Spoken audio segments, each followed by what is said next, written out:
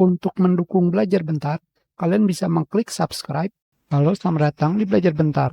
Sekarang kita akan belajar cara mengupdate aplikasi emulator PS2 PCSX2 untuk versi 1.7.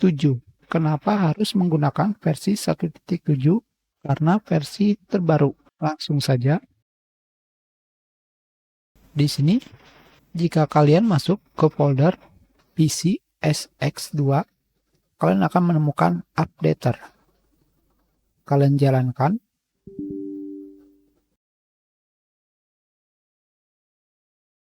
Tidak bisa.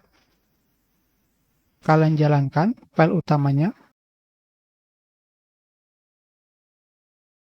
Selanjutnya di sini, kalian pilih pada bagian help, check for update. Di sini, kalian akan menemukan daftar perubahan dari update terbaru. Hanya saja di sini, jika terdapat pemberitahuan save state warning, di sini terdapat keterangan jika kalian menginstal update ini akan membuat save state kalian tidak didukung. Jadi, kalian harus menyimpan game kalian ke memory card sebelum melakukan update. Kalau tidak, data kalian akan hilang. Karena saya belum memasukkan data game ke memory card, saya tidak akan melakukan update. Tetapi jika kalian ingin melakukan update, kalian pilih download and install.